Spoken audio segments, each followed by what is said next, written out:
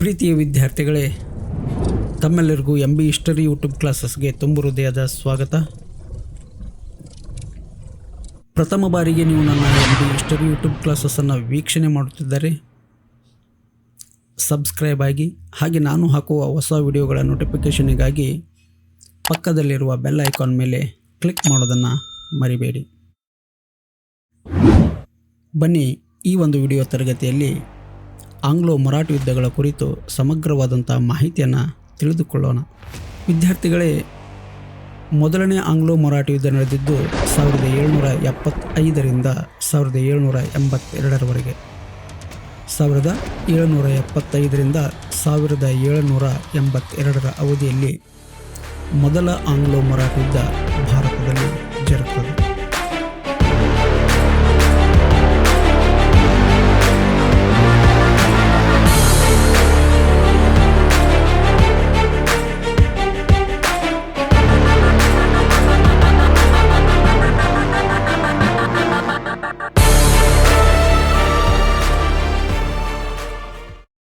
ಸಾವಿರದ 1772ರ ಅವಧಿ ಒಳಗಡೆ ಪೇಶ್ವೆ ಮಾಧವರಾವನು ಮರಣವನ್ನು ಹೊಂತಾನ. ಈತ ಮರಣ ಹೊಂದಿದ ನಂತರ ಇವನ ಸಹೋದರನಾಗಿರ್ತಕ್ಕಂಥ ನಾರಾಯಣ ರಾವನು ಅವನ ಉತ್ತರಾಧಿಕಾರಿಯಾಗಿ ಮರಾಠ ಸಾಮ್ರಾಜ್ಯದ ಪೇಶ್ವೆಯಾಗಿ ಕಾರ್ಯನಿರ್ವಹಿಸುವುದಕ್ಕೆ ಪ್ರಾರಂಭ ಮಾಡ್ತಾನೆ.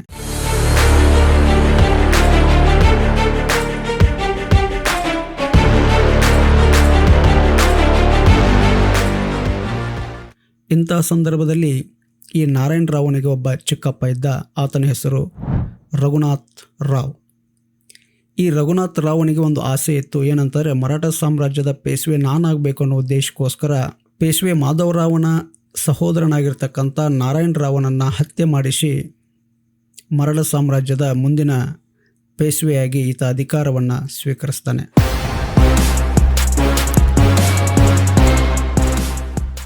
ಇದೇ ಸಂದರ್ಭದಲ್ಲಿ ಹತ್ಯೆಗೆ ಒಳಪಟ್ಟಿರ್ತಕ್ಕಂಥ ನಾರಾಯಣ ರಾವನ ವಿಧವೆ ಹೆಂಡತಿ ಗಂಡು ಮಗುವಿಗೆ ಜನ್ಮವನ್ನು ನೀಡ್ತಾಳೆ. ಆ ಮಗುವಿನ ಹೆಸರು ಸವಾಯಿ ಮಾಧವರಾವ್.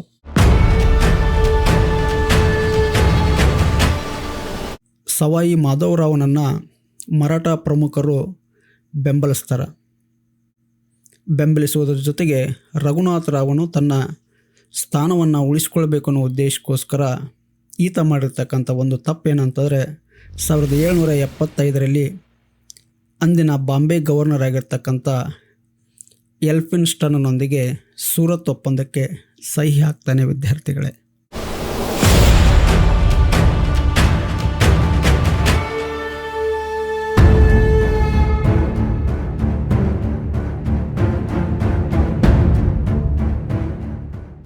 ಇತ್ತ ರಘುನಾಥರಾವ್ ಮತ್ತು ಬ್ರಿಟಿಷರ ಸಂಯುಕ್ತ ಸೈನ್ಯಕ್ಕೂ ಮರಾಠ ಪ್ರಮುಖರಿಗೂ ಪೂನಾದಲ್ಲಿ ಯುದ್ಧ ನಡೀತದ.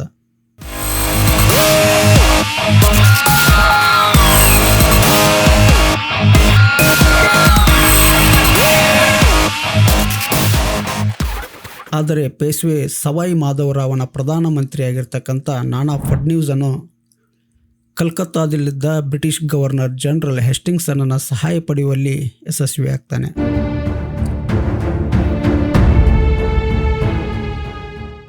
ಈತನು ಕೂಡ 1776ರಲ್ಲಿ ಈ ಜನರಲ್ ಹೆಸ್ಟಿಂಗ್ಸನ್ನ ಜೊತೆಗೆ ಪುರಂದರ್ ಒಪ್ಪಂದಕ್ಕೆ ಸಹಿ ಮಾಡ್ತಾನೆ. ವಿದ್ಯಾರ್ಥಿಗಳು, ಇಲ್ಲಿ ಪ್ರಶ್ನೆಯನ್ನು ನಿಮ್ಮ ವಾರ್ಷಿಕ ಪರೀಕ್ಷೆ ಕೇಳಬಹುದು. ಪುರಂದರ್ ಒಪ್ಪಂದ ಯಾವಾಗ ನಡೆಯಿತು ಅಂತೇಳಿದರೆ 1776ರಲ್ಲಿ ಅನ್ನೋದು ನಿರ್ದಿಷ್ಟವಾದಂಥ ಸರಿಯಾದ ಉತ್ತರವಾಗಿದೆ. ಹಾಗೆ ಈ ಪುರಂದರ್ ಒಪ್ಪಂದ ಯಾರ್ಯಾರ ನಡುವೆ ನಡೆಯಿತು ಅಂತ ಕೇಳಿದರೆ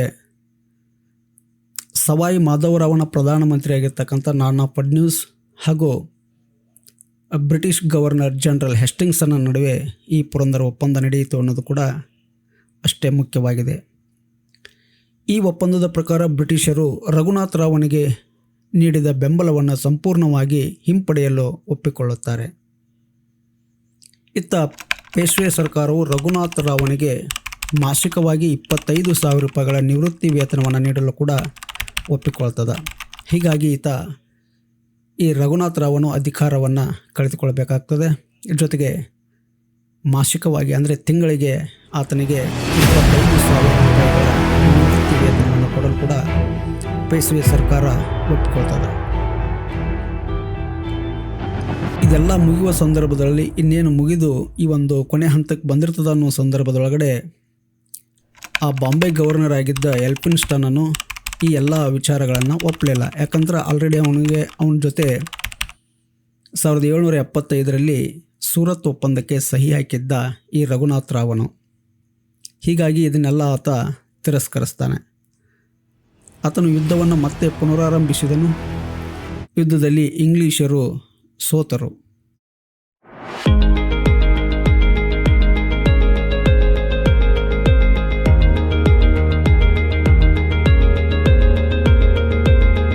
ಜೊತೆಗೆ 1779ರಲ್ಲಿ ವಡಗಾಂವ್ ಒಪ್ಪಂದಕ್ಕೆ ಸಹಿ ಹಾಕಿದರು.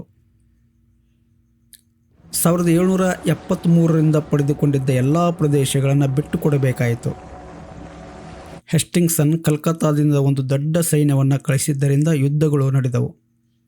ಅಂತಿಮವಾಗಿ 1782ರಲ್ಲಿ ಸಲ್ಬಾಯಿ ಒಪ್ಪಂದ ಮಾಡಿಕೊಳ್ಬೇಕಾಗ್ತದೆ. ಎರಡೂ ಪಕ್ಷದವರು ಗೆದ್ದ ಪ್ರದೇಶಗಳನ್ನು ಹಿಂದಿರುಗಿಸಲು ಒಪ್ಪಿಕೊಂಡರು. ಮುಂದಿನ 20 ವರ್ಷಗಳ ಕಾಲ ಮರಾಠ ಸಾಮ್ರಾಜ್ಯದಲ್ಲಿ ಶಾಂತಿ ನೆಲೆಸಿದ್ದು ಕೂಡ ವಿಶೇಷವಾಗಿತ್ತು ವಿದ್ಯಾರ್ಥಿಗಳೇ. ಇದು ಮೊದಲನೆಯ ಆಂಗ್ಲೋ ಮರಾಠ ಯುದ್ಧದ ಮಾಹಿತಿಯಾಗಿದೆ.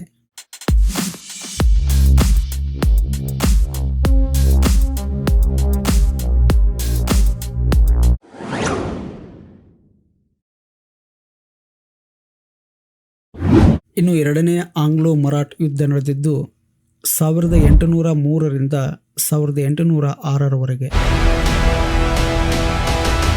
1800ರಲ್ಲಿ ನಾನಾ ಫಡ್ನೀಸನ್ನು ಮರಣ ಹೊಂತಾನ. ಇಂಥ ಅವಧಿ ಒಳಗಡೆ ಪೇಶ್ವೆ ಎರಡನೆಯ ಬಾಜಿರಾವನ ಮೇಲೆ ಹಿಡಿತ ಸಾಧಿಸಲು ಮರಾಠ ಸರ್ದಾರರಾಗಿರ್ತಕ್ಕಂಥ ಹೊಳಲ್ಕರ್ ಮತ್ತು ಶಿಂದಿಯಾ ಪ್ರಯತ್ನವನ್ನು ಮಾಡ್ತಾರೆ. ಪೇಶ್ವೆಯು ಮಹಾದಾಜಿ ಶಿಂದ್ಯಾನಿಂದ ಬಹಳಷ್ಟು ಪ್ರಭಾವಕ್ಕೆ ಒಳಪಟ್ಟಿದ್ದನು. ಇದರಿಂದಾಗಿ 1802ರಲ್ಲಿ ಹೊಳಲ್ಕರನು ಯುದ್ಧ ಹೂಡಿ ಶಿಂದ್ಯಾ ಮತ್ತು ಪೇಶ್ವೆಯ ಒಕ್ಕೂಟವನ್ನು ಸೋಲಿಸ್ತಾನೆ. ಈ ಒಂದು ಹೊಳಲ್ಕರನು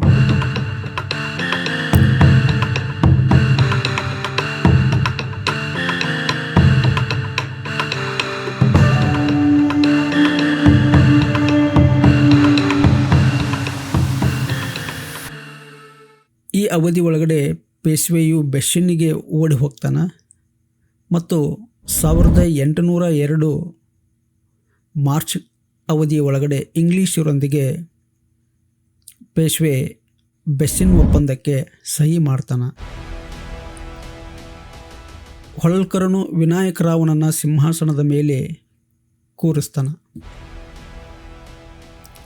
ಬೆಸ್ಸಿನ್ ಒಪ್ಪಂದದಲ್ಲಿ ಪೇಶ್ವೆಯು ಸಹಾಯಕ ಸೈನ್ಯ ಪದ್ಧತಿಗೆ ಸಹಿ ಹಾಕ್ತಾನೆ. 6000 ಸೈನಿಕರನ್ನು ಇಟ್ಟುಕೊಳ್ಳಲು ಒಪ್ಪಿಕೊಳ್ತಾನೆ ಹಾಗೂ ಇದರ ನಿರ್ವಹಣೆಗಾಗಿ ಪ್ರತಿ ವರ್ಷ 26 ಲಕ್ಷ ರೂಪಾಯಿಗಳನ್ನು ಕೊಡಲು ಒಪ್ಪಿಕೊಳ್ತಾನೆ. ಪೇಶ್ವೆಯು ತನ್ನ ಸಾಮ್ರಾಜ್ಯದ ಉತ್ತರದ ಭಾಗಗಳನ್ನು ಬ್ರಿಟಿಷರಿಗೆ ಒಪ್ಪಿಸಿದನು.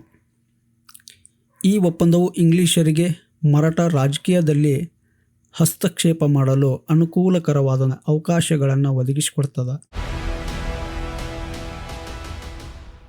ಪೇಶ್ವೆಗೆ ಅಧೀನರಾಗಿದ್ದ ಮರಾಠ ಸರ್ದಾರರು ಕಂಪನಿಯ ಅಧೀನಕ್ಕೆ ಬರ್ತಾರೆ.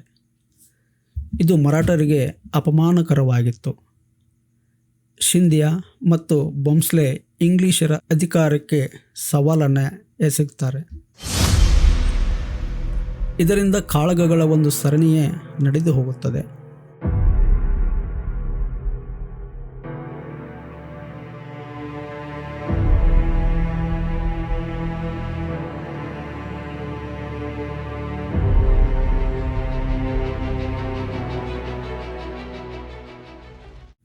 ಬ್ರಿಟಿಷರು ಅವರನ್ನು ಸೋಲಿಸಿದರು ಮತ್ತು ಇಬ್ಬರು ಸಹಾಯಕ ಸೈನ್ಯ ಪದ್ಧತಿಯನ್ನು ಒಪ್ಪಿಕೊಂಡರು. ಹೊಳಲ್ಕರನು ಸಹ ಇಂಗ್ಲಿಷರೊಂದಿಗೆ ಹೋರಾಡಿದನು ಮತ್ತು ರಾಜ್ಪುರ್ ಘಾಟ್ ಒಪ್ಪಂದವನ್ನು ಮಾಡಿಕೊಳ್ತಾನೆ ಈ ಒಂದು ಹೊಳಲ್ಕರ್. ಹಾಗೆ ಬ್ರಿಟಿಷರಿಗೆ ಬುಂದೇಲ್ಖಂಡ್ ಮತ್ತು ಚಂಬಲ್ ಪ್ರದೇಶಗಳನ್ನು ಹೊಳಲ್ಕರನು ಬಿಟ್ಟುಕೊಡುವುದರ ಜೊತೆಗೆ ಎರಡನೇ ಆಂಗ್ಲೋ ಮರಾಠ ಯುದ್ಧ ಕೊನೆಗೊಳ್ಳುತ್ತದೆ ವಿದ್ಯಾರ್ಥಿಗಳೇ.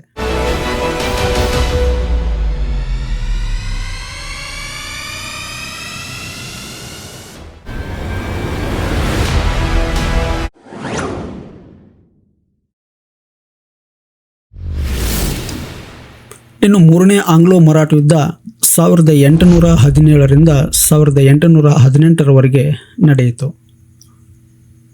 ತನ್ನ ಅಧಿಕಾರ ಮತ್ತು ಪ್ರತಿಷ್ಠೆಗಳನ್ನು ಕಳೆದುಕೊಂಡಿದ್ದ ಪೇಶ್ವೆ ಎರಡನೇ ಬಾಜಿರಾವನು ಮರಾಠರ ಒಕ್ಕೂಟವನ್ನು ಪುನರ್ ಸಂಘಟಿಸಲು ಮತ್ತು ಕಳೆದು ಹೋಗಿದ್ದ ಮರಾಠ ರಾಜ್ಯದ ವೈಭವವನ್ನು ಪುನರ್ಸ್ಥಾಪಿಸಲು ನಿರ್ಧಾರವನ್ನು ಮಾಡುತ್ತಾನೆ. ಈ ಉದ್ದೇಶಕ್ಕಾಗಿ ಪಠಾಣರ ಮತ್ತು ಪಿಂಡಾರಿಗಳ ಬೆಂಬಲವನ್ನು ಪಡೆದುಕೊಳ್ಳುತ್ತಾನೆ ಎರಡನೆಯ ಬಾಜಿರಾವ್. ಅವರು ಕಿರ್ಕಿಯಲ್ಲಿಯ ಇಂಗ್ಲಿಷ್ ಸೇನಾ ಶಿಬಿರದ ಮೇಲೆ ದಾಳಿಯನ್ನು ಮಾಡ್ತಾರೆ. ಇದು ಮೂರನೇ ಆಂಗ್ಲೋ ಮರಾಠ ಯುದ್ಧಕ್ಕೆ ಪ್ರಮುಖವಾದಂಥ ಕಾರಣವಾಗುತ್ತದೆ.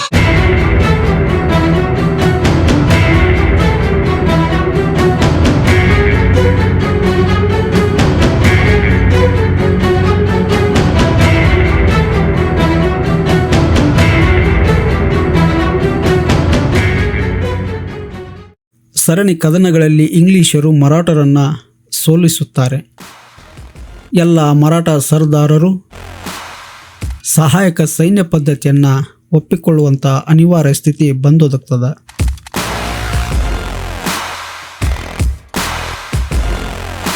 ಮುಂದೆ ಛತ್ರಪತಿ ಸಾಹುವಿನ ವಂಶಸ್ಥನಿಗೆ ಸತಾರ ಪ್ರದೇಶದ ಆಳ್ವಿಕೆ ನಡೆಸಲು ಅನುಮತಿಯನ್ನು ನೀಡಲಾಗುತ್ತದೆ.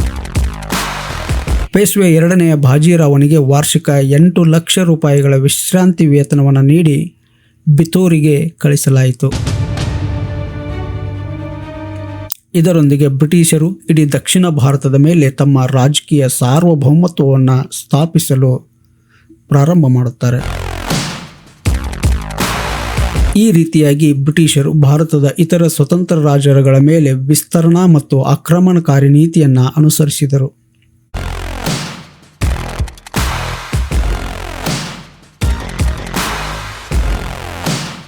ಈ ಒಂದು ಬ್ರಿಟಿಷರು ಸಿಖ್ಖರು, ಅಫ್ಘಾನರು, ನೇಪಾಳಿಗಳು, ಬರ್ಮಿಯರ ಮೇಲೆ ಯುದ್ಧಗಳನ್ನು ಮಾಡಿ ಭಾರತೀಯ ಉಪಖಂಡದ ಮೇಲೆ ಅವರ ರಾಜಕೀಯ ಪ್ರಭುತ್ವವನ್ನು ಸ್ಥಾಪನೆ ಮಾಡಿಕೊಳ್ಳುತ್ತಾರೆ. ವಿದ್ಯಾರ್ಥಿಗಳೇ, ಇಂತಿಷ್ಟು ಇದು ಆಂಗ್ಲೋ ಮರಾಠ ಯುದ್ಧಗಳ ಕುರಿತು ಮಾಹಿತಿಯಾಗಿದೆ.